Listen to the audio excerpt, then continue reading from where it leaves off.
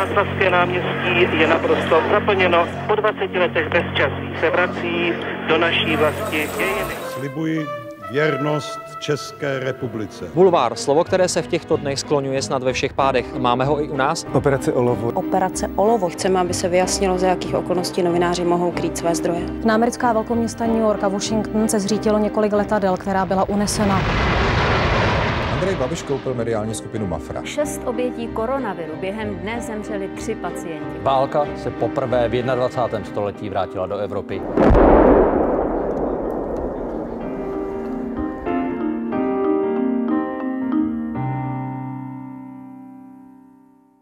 Desetitisíce lidí na náměstích od Bratislavy po Košice, premiér hovořící o pokusu o státní převrat a požadující změny v ústavě. To je jen zlomek toho, co se aktuálně děje na Slovensku. Jak se v takové atmosféře pracuje novinářům a co se u našich východních sousedů vůbec děje? To dnes budu probírat s hostem backgroundu ČT24, šéfredaktorem zpravodajského webu Aktuality.sk Petrem Bárdim. Petre, děkuji, že jste přijal pozvání. Vítejte. Ďakujem pekne. A od mikrofonu vás zdraví Jakub Hříbek. Petre, začněme rovnou tím, o čem jsem mluvil v úvodu. Protesty, které Slovensko dlouho nezažilo, zároveň útoky na média, na novináře od vícerých politiků. Jak se v takové atmosféře pracuje novinářům? Nemôžem hovoriť asi za všetkých novinárov, ale tak skúsim to za seba, za redakciu, ktorú zastupujem. Priznám sa, že ja už som na podobnú situáciu a dynamiku trochu už aj zvyknutý. Minimálne od toho obdobia po vražde Jana Kuciaka a Martiny Kušnírovej od tej jary 2018 je naozaj tá dynamika aj udalostí, aj toho tlaku na médiá, aj nejakých očakávaní verejnosti od médií veľmi veľká a tým pádom musíme veľmi často reagovať na či už to aktuálne dianie, alebo aj na to, čo vlastne od nás očakávajú naši čitatelia a posluchači a diváci. Ale, a to je dôležité povedať, že teraz je to možno predsa len o niečo intenzívnejšie, pretože sme sa dostali, ak teda budem hovoriť o novinároch, ktorí naozaj že nie sú angažovaní a nehrajú ani na jednu, ani na druhú stranu, keď to tak zjednoduším. Dostali sme sa do veľmi zložitej situácii byť v strede alebo byť takým tým pozorovateľom udalosti a priamo sa do nich nezapájať. Pretože na jednej strane je tu veľmi silný tlak vládnych politikov, ktorí nás označujú za Šorošových agentov, za ľudí, ktorí nenávidia svoj štát, nenávidia vládu, ako to o nás hovorí premiér Robert Fico. Na druhej strane je tu verejnosť, tá demokratická verejnosť, proeurópska verejnosť, ktorá jednoducho absolútne legitímnym spôsobom žiada pokojnou formou, ktorú garantuje Ústava Slovenskej republiky, no zatiaľ ešte stále máme ústavu, tak že žiada od svojej vlády, aby tá vláda sa správala zodpovedne a aby zastupovala nielen svojich voličov, ale všetkých občanov Slovenskej republiky a teda neťahala Slovensko smerom z nejakých euroatlantských zoskupení a partnerstiev do Kremla a medzi diktátorov, či už toho starého sovietskeho bloku, alebo proste tých bývalých satelitov, ktorí so Sovětským zväzom kolaborovali v čase studenej vojny. Pokud se vztáhneme na Českou republiku, Robert Fico v pátek před velvyslanci vytknul českému velvyslanci na Slovensku, že se čeští politici a česká média vměšují do vnitřních záležitostí Slovenska. My už jsme v minulosti viděli, že česká vláda odstoupila od těch mezivládních konzultací. Je to další prohloubení příkopů mezi českou a slovenskou vládou, které mají na určité hlavně zahraničně politická témata diametrálně odlišný postoj? Tam je dôležité povedať, že naozaj, že Robert Fico so svojou politikou robí všetko preto, aby nemal dobré vzťahy s Petrom Fialom, minimálne s premiérom českej vlády. A to už bolo od toho kláňania sa pri hrobe Gustáva Husáka, čo viem z kuloárov českých, že to naozaj premiéra Fialu vytočilo naozaj do červena. A tak ďalej, aj to, čo prišiel vtedy na ten jarný summit premiérov Vyšehradskej štvorky do Prahy, kde v podstate to bolo v mimoriadne dusnej nálade, kde spoločne s Viktorom Orbánom tvorili akúsi protiváhu proti českému a polskému kolegovi. Čiže Robert Fico naozaj robí všetko preto, aby tie vzťahy neboli dobré.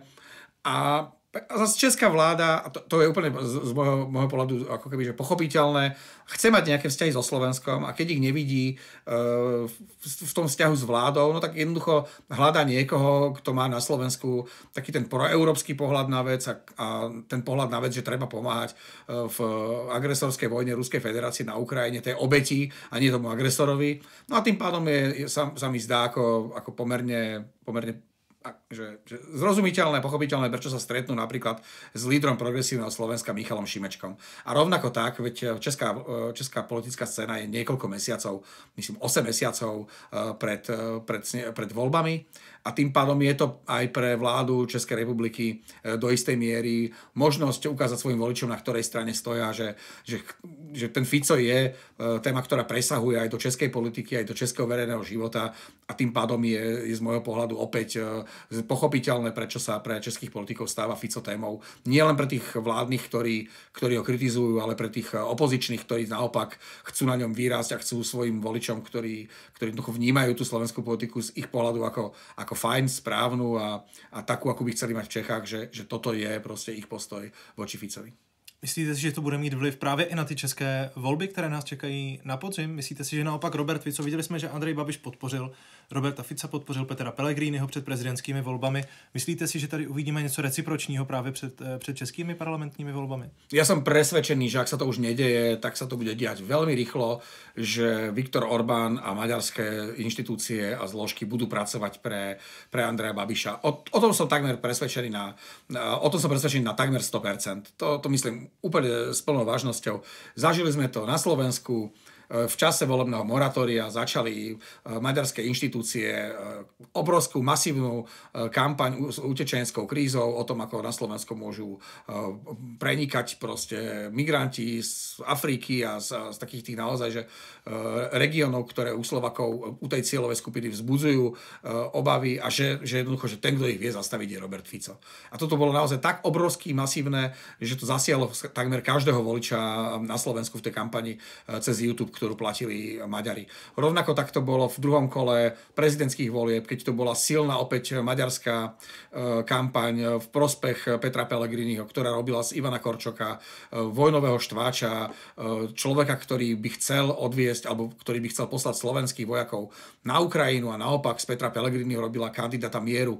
Čiže ja si myslím, že toto a navyše Orbán sú s Babišom spoločne vo frakcii v Európskom parlamente. Čiže myslím si, že tam nie je dôvod, prečo by Maďari nepodporili Andreja Babiša v predvoľbnej kampani. No a keď ho podporia Maďari, logicky to podporí aj Robert Fico. Pre neho je to takisto téma. Jeho elektorát alebo časť Ficoho elektorátu vníma Andreja Babiša ako toho, čo v Čechách nastolil nejaký poriadok, ako toho úspešného podnikateľa, ktorý cez ten svoj korporát tým selským rozumem, ktorý riadil, tak rovnako selským rozumem vie riadiť aj štát a že ten štát za ňoho prosperoval a chcú sa vrátiť tým Trumpovým narratívom, vrátiť sa k nejakej tej normálnosti, k niečomu, čo tu bolo, keď oni vládli, čo tí ľudia poznajú a čo garantuje taký väčší kľud a zmier v tej spoločnosti.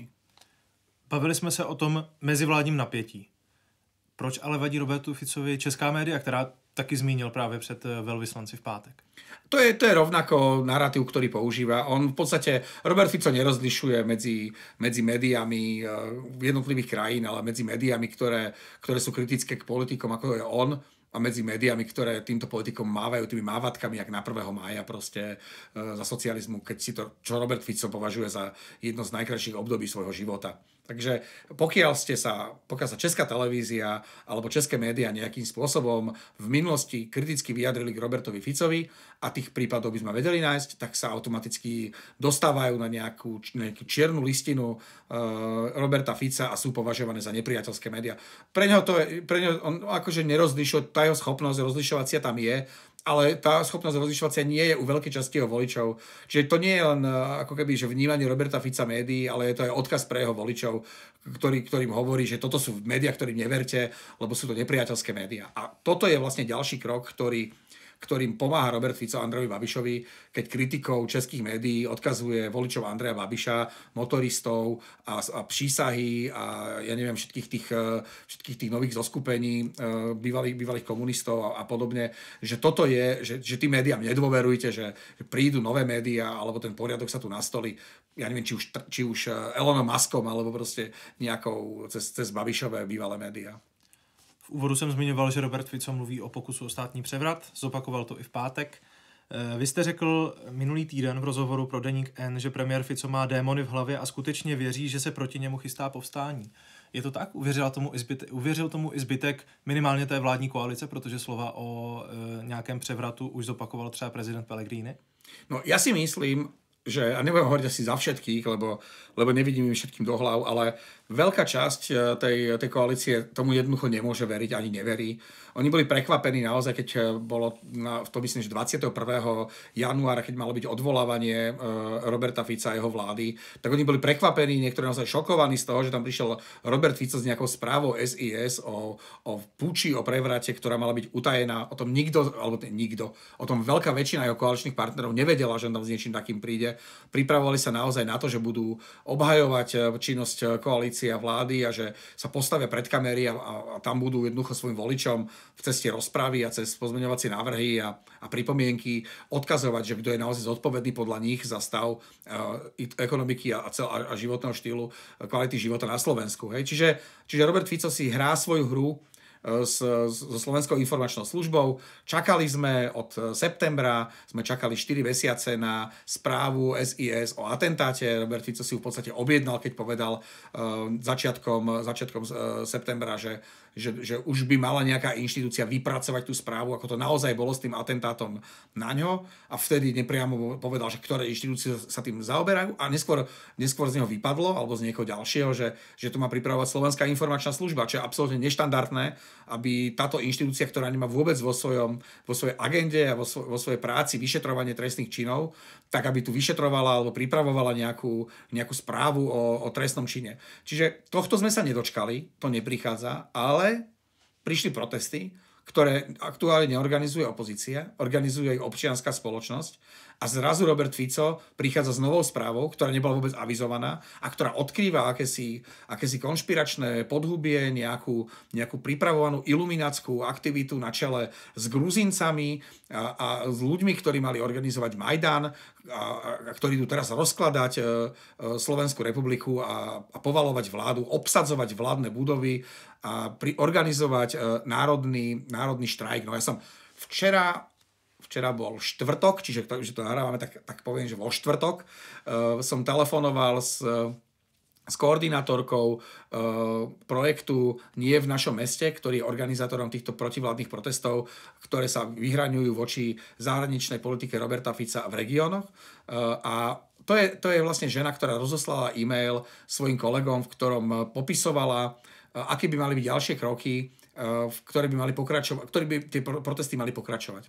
No a fór je v tom, že to je ten e-mail, ktorý zachytila Slovenská informačná služba a ktorým ako keby chce potvrdzovať tú nejakú diverznú činnosť vo vnútri štátu. No lenže ten e-mail, to bol vlastne skopírovaný text umelej inteligencie.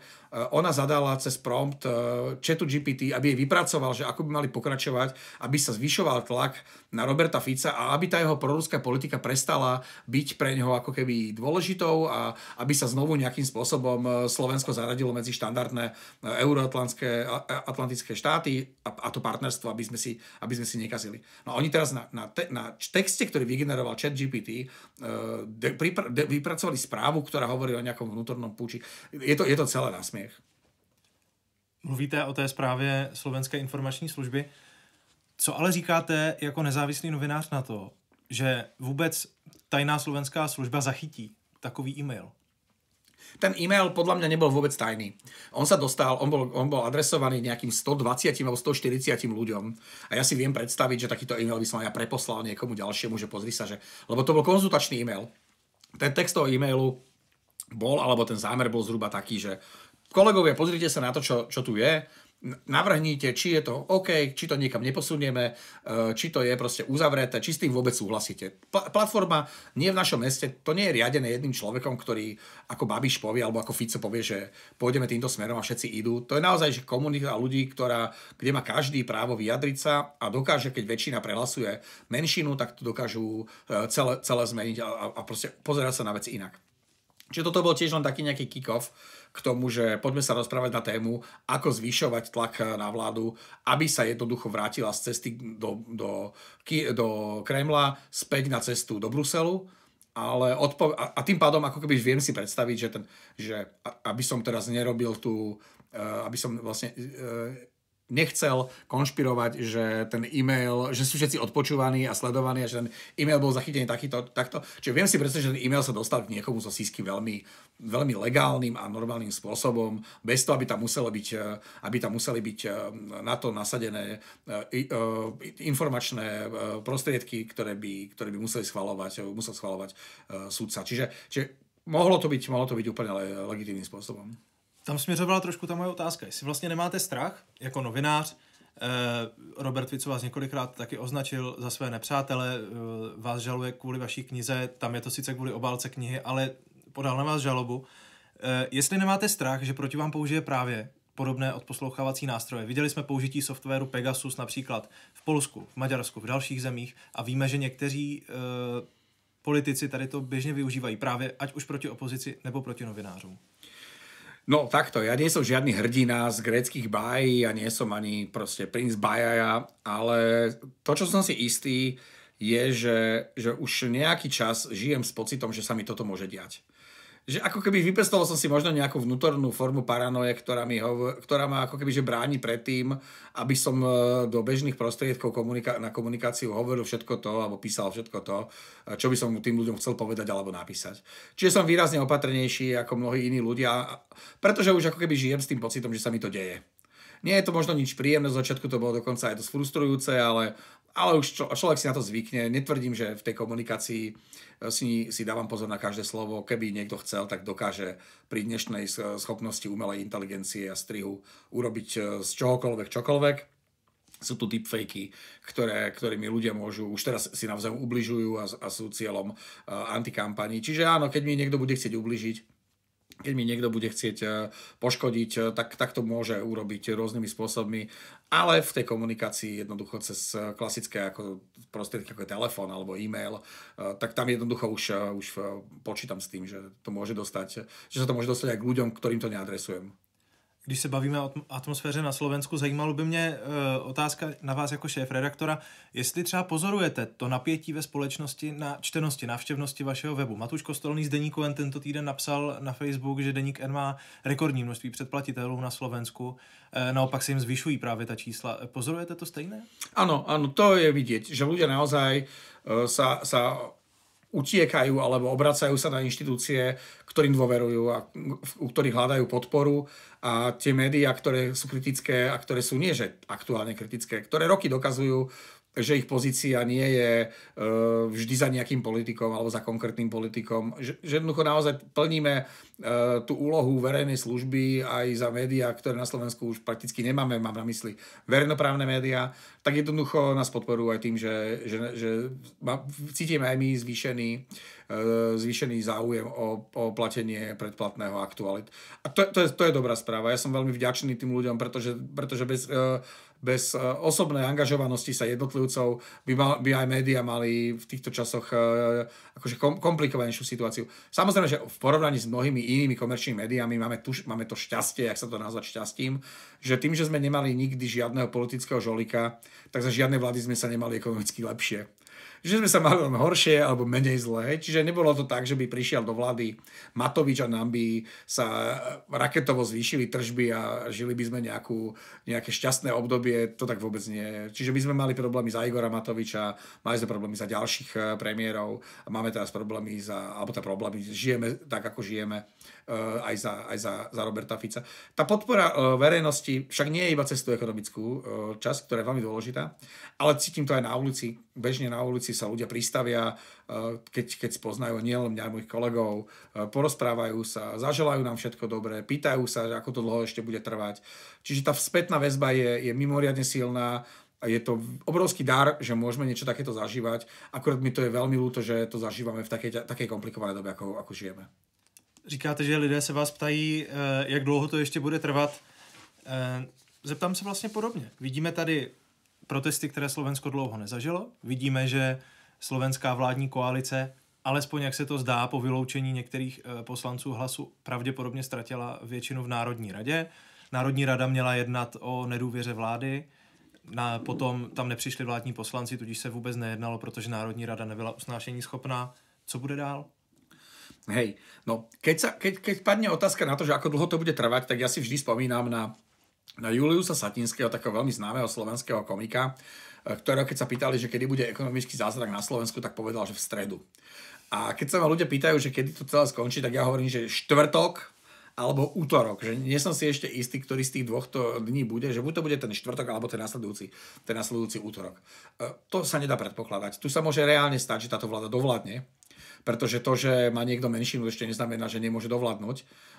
Tu je prezident, ktorý bude rozhodovať o tom, že či budú predčasné voľby alebo nebudú. Pokiaľ sa v parlamente nenájde ústavná väčšina, čiže 90 zo 150 poslancov, ktorí zdvihnú ruky za predčasné voľby. A to by museli dvíhať ruky aj poslanci z Ficovho poslaneckého klubu. Čiže predčasné voľby na Slovensku s najväčšou pravdepodobnosťou budú iba vtedy, ak bude súhlasiť Robert Fico. A keď bude súhlasiť Robert Fico, tak je veľký predpoklad, že má prieskumy verejnej mienky, ktoré mu budú hovoriť o tom, že sa mu tie predčasné voľby akorát vtedy oplatia robiť. A že jednoducho, či to bude s aktuálnymi koaličnými partnermi, alebo s tými, čo sú dnes v opozícii, že jednoducho má veľkú šancu zostaviť koalíciu, ktorá by mohla mať v tej našej Národnej rade ešte väčšiu silu, ako má tá aktuálna. Keď hovoríte o tom, že pravdepodobne budú mať menšinu koalícia, to ešte nie je isté.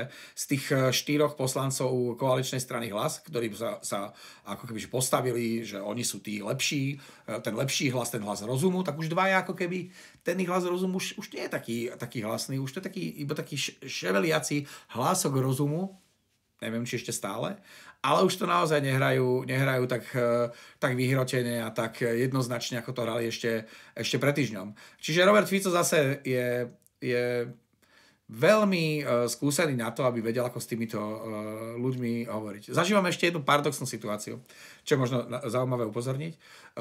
Prokuratúra v Bratislave začala vyšetrovať podozrenie z politickej korupcie v strane Hlas, lebo tam zaznelo od týchto 4 poslancov, že ich chceli korumpovať tým, že im ponúkli iné pozície v exekutíve alebo mimo exekutívy.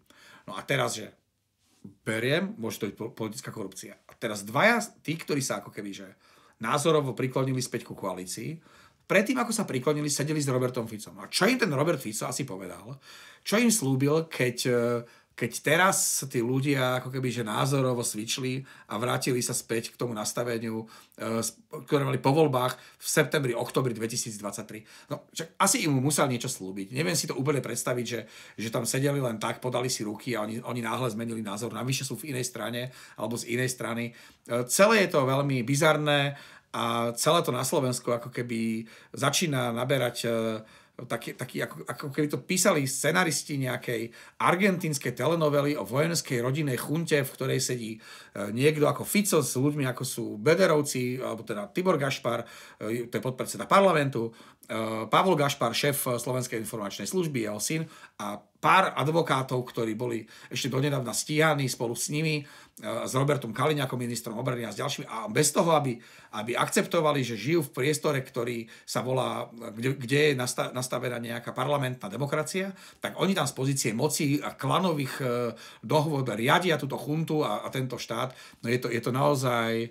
To je naozaj, že ak si pamätáte ten 1 000 000 eur, čo bol na stole po vražde Jana Kuciaka a Martiny Kušnírovej, pri ktorom stali práve Tibor Gašpar vtedy z pozície policajného prezidenta, Robert Fico ako predseda vlády a Robert Kaliňák ako minister vnútra, a to vyzeralo ako naozaj, že z veľmi čudnej balkánskej mafiánskej komédie, tak toto je jej voľné pokračovanie, akorát už to nie je vtipné, ale je to veľmi bolestivé a je to veľmi úmorné. Vy jste v jedné z těch prvních odpovědí říkal, zatím ještě máme ústavu, zatím nám ještě platí ústava. Robert Fico teď chce měnit ústavu. Věřím, že český divák nebo posluchač třeba tak detailně nesleduje tady to dění. Co byste vypíchl jako možná to nejdůležitější, co teď Robert Fico chce měnit? Robert Fico prekrýva. To proste ako tam tá zmena ústavy, čo chce Robert Fico dosiahnuť, je v podstate, je to veľmi zjednoduším. Robert Fico chce dostať do ústavy, že existuje ženské a mužské pohlavie.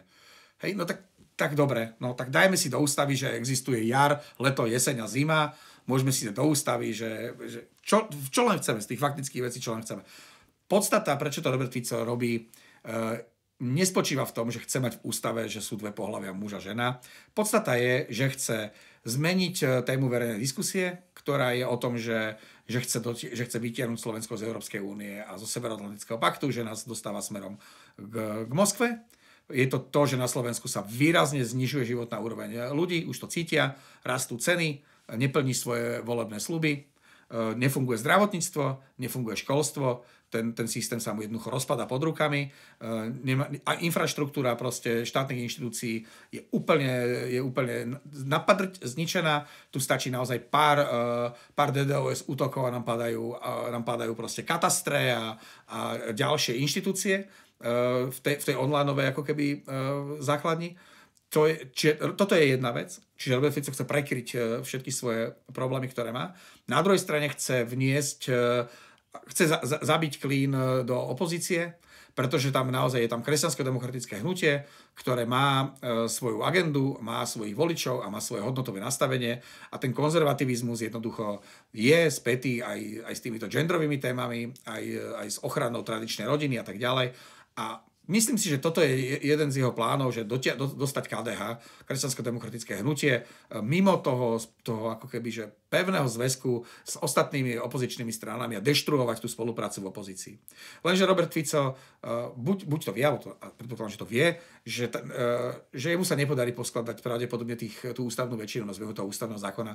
Čiže na konci dňa je to opäť len teatro človeka, ktorého naozaj motivujú k tomu, aby robil to, čo robí, hlavne tí démoni, ktorých má v hlave a o ktorých napísali v podstate aj odborníci na duševné zdravie, renomovaní, nie že na Slovensku, ale celosvetovo renomovaní odborníci v oblasti psychológie a psychiatrie, ktorí upozorňujú na jeho radikalizujúci sa slovník, na jeho radikalizujúce správanie, ktoré začalo alebo ktoré eskaluje hlavne po atentáte z mája minulého roku. Čiže Robert Fico, a to je tiež pomerne častá otázka, že či je Robert Fico iný, ako bol. Dnes je to úplne iný Robert Fico, akého si Roberta Fica pamätáme od jeho vstupu do politiky začiatkom 90. rokov.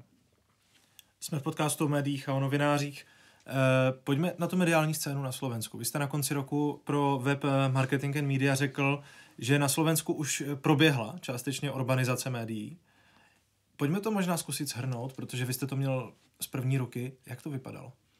Ono to bolo v podstate veľmi, veľmi jednoduché a dalo sa to sledovať už pred voľbami, keď Robert Fico hovoril o tom, že existujú na Slovensku nepriateľské médiá, že sú to Aktuality, teda kde pracujem ja, že to je denník N, denník SME a že to je televízia Markiza. A už začiatkom septembra, vlastne pred voľbami, dochádzalo k personálnym zmenám v televízii Markiza, tam odchádzalo ktorú inak vlastní CMI kúpil majiteľ PPF, pani Kellnerová. Ďakujem, PPF, pani Kellnerová. Čiže už tam dochádzalo k zmene riaditeľa, prišlo tam nové vedenie a s tým, že po voľbách, potom ako Fico vyhral, tak sa tam začali diať také veci, ktoré mohli vzbudzovať podozrenie u novinárov, u verejnosti. Začalo sa hovoriť o tom, že to spravodajstvo je príliš kritické, je príliš politické. Dajme tam niečo veselšie, dajme tam niečo také, ako na nové dávame, niečo také lifestyleové, dajme tam niečo, čo proste bude aj z regiónov, že aby to nevyzeralo, že proste na Slovensku sa deje iba politika. Potom sa začalo hýbať s tými dôležitými správami politickými.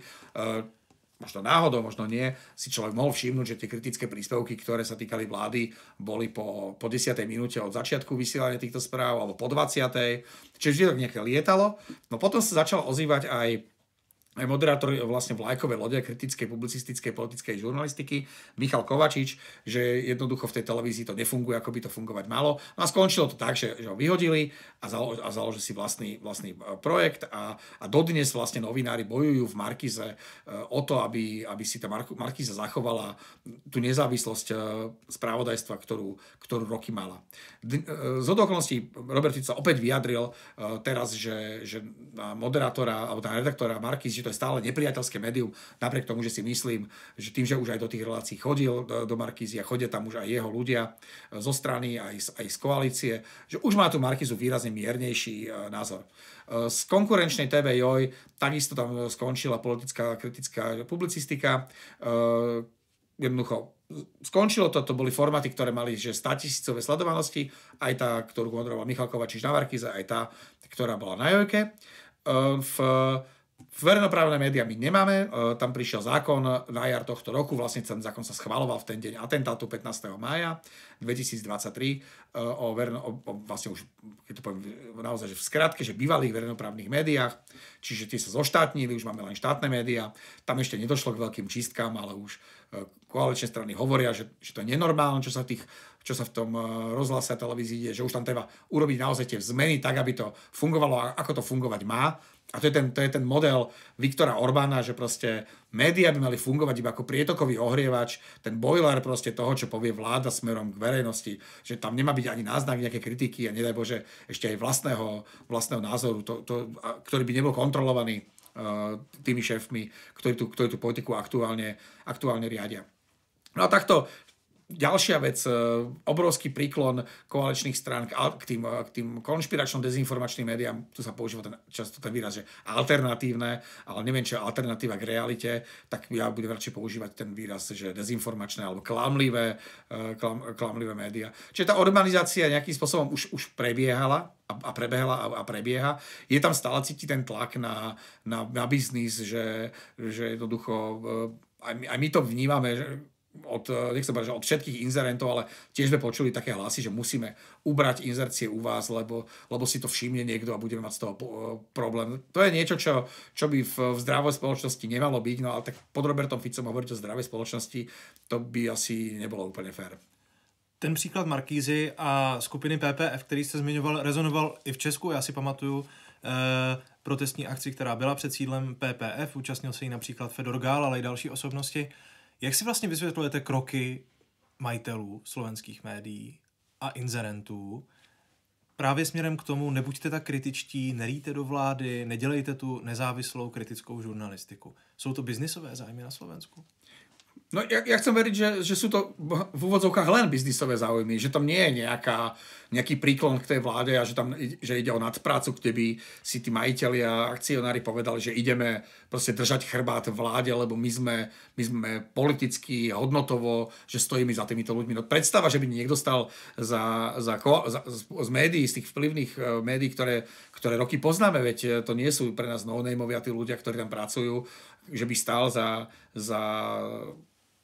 ja neviem, šéfom Slovenskej informačnej služby Pavlom Gašparom, ktorý na konšpiračnej chate povedal, že by zapichol vidličku do čela dnešného ministra obrany Roberta Kaliňáka. Ja si to úplne neviem predstaviť, že čo už toto by muselo byť za mentálne nastavenie tých ľudí, keby sa hodnotovo radili k tomuto, hej, alebo máme tam, nechcem proste českú verejnosť zahlcovať menami, ale jednoducho nemyslím si, že tam ide o politické prepojenie. Naozaj si myslím, a to bolo naozaj v tom Maďarsku, keď Orbán prišiel k moci v tom 2010-2011, že tá urbanizácia prebehla hlavne po biznisovej stránke, že médiá, ktoré vlastnili aj zahraniční investori a tí investori mali v tom Maďarsku aj iný biznis, tak tam prišli proste emisári a povedali, no chcete mať ten biznis, ktorý máte mimo tých médií stále v Maďarsku, chcete, aby bol úspešnejší ten biznis, alebo chcete, aby nebol taký úspešný ten biznis, že podľa toho sa zachovajte v súvislosti s tými médiami. A to bylo vidět. Další zásadní moment, nebo byl zlomový moment vlastně, to je moje otázka. Byl zlomový moment pokus o atentát na Roberta Fica? V tom vztahu vládní koalice média? Myslím si, že nie. Ja si myslím, že to už bolo skôr. Robert Fico mal veľmi kritický pohľad na médiá už počas svojej prvej vlády 2006 až 2010. Potom, keď bol v opozícii počas vlády Ivety Radičovej 2010 až 2012 a keď začínal svoju vládu, ktorý bol jednofarebný, bol tam iba Smer, to bolo obdobie 2012-2016, tak tam Robert Fico sa opálil, celá tá jeho partia tých ministrov chodila opálená v bielých košeliach, bez kravaty a bez saka a reprezentovali sa ako moderná sociálna demokracia takéhoto európskeho typu, ktorá nie je proste utiahnutá a zrazu aj k tým novinárom boli takí veľmi koketní a veľmi otvorení. A tiež trvalo to iba chvíľu, to proste Robert Fico to nemá v sebe nastavenie, že byť férový ku kritikovi. Robert Fico ľudí rozdeľuje iba na ľudí, ktorí mu slúžia alebo poslúchajú, ktorí sú pre neho užitoční, ktorí ho voľakedy možno riadili a potom ľudí, ktorí sú proti týmto všetkým proti tým všetkým skupinám. Čiže to, čo sa udialo vlastne, a ten vzťah s médiami determinoval ešte obdobie, že vraždy Jana Kuciaka, kedy začal že úplne nenávidieť médiá, utvrdzoval sa v tom, že keď menil svoj elektorát po voľbách 2020, keď začal inklinovať viacej ku konšpiračným médiám, že tie tradičné mainstreamové médiá sú jeho nepriateľ, že tam je naozaj vplyv zo zahraničia, že tie médiá ho chcú zničiť, lebo si to objednal niekto platený americkými peniazmi a tak ďalej. Čiže tá eskalácia je postupná a ten atentát to možno ešte o trošku posunul, veď tam v podstate od začiatku hovorí, že ten atentátnik je len nejaký aktivista, ktorý bol radikalizovaný opozíciou a médiami. No tak to tiež o niečom svedčí. Na to jsem se chtěl zeptat taky. První video po tom atentátu, který Robert Fico tedy přežil, tak hned obvinil opozici a média. Ukázalo to vlastně jenom to, co vy jste popisoval? Je to důsledek toho komplikovaného vztahu, který už se vlastně táhl dlouhá léta? Do istej miery si myslím, že Robert Fico kalkuloval s touto témou a hral s ňou ako so žolíkom alebo s kartou, ktorú vedel využiť, keď sa mu akurát hodila.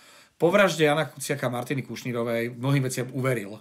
Že to, čo dovtedy bol kalkul, odvtedy začala byť nemenná vec, ktorá naozaj podľa neho sa diala. Hej?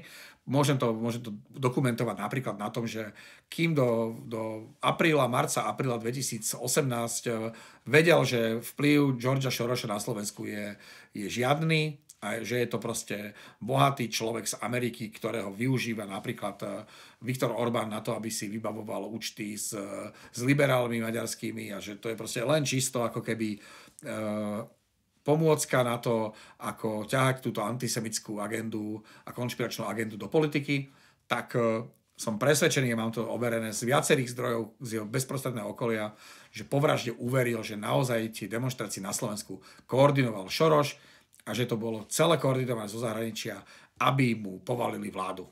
Absolútne odmietal prijať, že na Slovensku žijú ľudia s rozumom, ktorí sa jednoducho postavili na ulicu, pretože zavraždili mladých ľudí, nevinných ľudí a chceli tak demonštrovať tí ľudia svoju nespokojnosť s takým štátom, ktorý toto umožní a s tou korupciou, ktorá tam v tom období v tom štáte bola. Toto absolútne odmietol, uveril tomu, že to je proste štátny prevrat. A v tomto mindsete, toto sa nabaluje celý ten čas, že on naozaj verí tomu už dnes, tomu, čo hovorí o tom, že ten atentátnik bol zradikalizovaný médiami. Ja si viem predstaviť dokonca, že v tom svojom úzkom okruhu tej chunty, keď sa stretávajú, kde sa hecujú komu všetkému, čo urobia a ako ten štát proste unesú a ako ho budú riadiť, tak ja si viem predstaviť, že tam dokonca môžu mať aj zoznam mien konkrétnych politikov a novinárov, ktorých za to vinia a ktorých považujú za nepriateľov štátu. Takže chápu-li správně vaše slova, po tom, co, jak říkáte, potvrdili vám to různé zdroje, Robert Fico tedy uvěřil tomu, že to bylo řízeno všechno ze zahraničí po vraždě Jana Kuciaka a jeho snoubenky. Tak to je ale důsledek i vlastně do té dnešní situace a těm jeho slovům o státním převratu dnes, v těchto dnech. Úplne to sedí. Robert Fico tomu jednoducho v mnohým tým veciam 100% verí. Ja som presvedčený, že on verí tomu aj tej vykonštruovanej správe SIS o tých demonštráciách, ktoré dnes na Slovensku prebiehajú, že tu naozaj to riadi nejaký Gruzinec, ktorý aktuálne bojuje na Ukrajine. No tak ja som presvedčený, že tomu Robert Fico môže veriť. Hej, že to nie je hra, lebo o Robertovi Ficovi zvyknú niektorí novinári hovoriť, že je hráč, tak on samozrejme, že nejaký hráč je, ale už dnes niektoré veci nerobí ako hru, už je súčasťou toho príbehu v zmysle, že tomu príbehu verí, prijal ho ako fakt a už ho používa nie ako účinné kladivo proti svojmu politickému nepriateľovi, ale ako argument, za ktorým stojí. V České republice je v poslanecké sněmovně aktuálně ve třetím čtení návrh na zvýšení koncesionářských poplatků veřejnoprávním médiím. A při tom projednávání, které už se táhne vlastně od minulého jara, tak zaznívají vlastně podobné narrativy směrem k médiím, jako sledujeme třeba na Slovensku. Je to podle vás nějaký větší trend, který lze sledovat ať už v Evropě nebo ve světě? Tady ty útoky vlastně na ta tradiční média?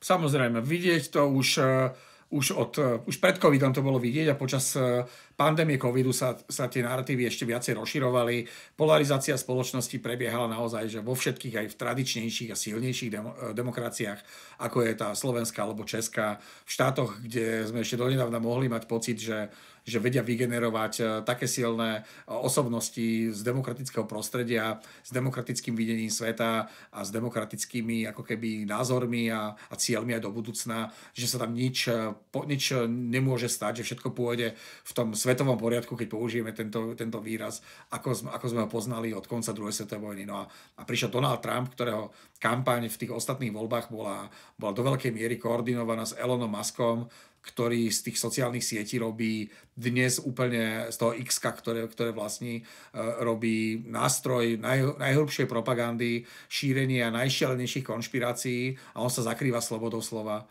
Čiže toto je presne tá skupina ľudí, ktorá hovorí, že nechajme, my šírme, čo chceme, a tí, ktorí sú tí gatekeeperi, tí novinári, ktorí overujú fakty a poskytujú svojim divákom, poslucháčom, čitateľom iba to, čo je realita, čo proste je overiteľné, tak to sú tí, ktorí nedovolia slobode slova, aby sa dostala medzi ľudí. No, to je veľmi nebezpečný trend, pretože zahrávať sa s názorom, že keď poskytnete jednotlivcovi 10 miliónov dát, že on to dokáže s nich vyhodnotiť a správne sa rozhodnúť, je proste chyba a vedia to všetci, ktorí o tom hovoria. Zahltenie ľudí informáciami, to je to, čo sa dnes deje.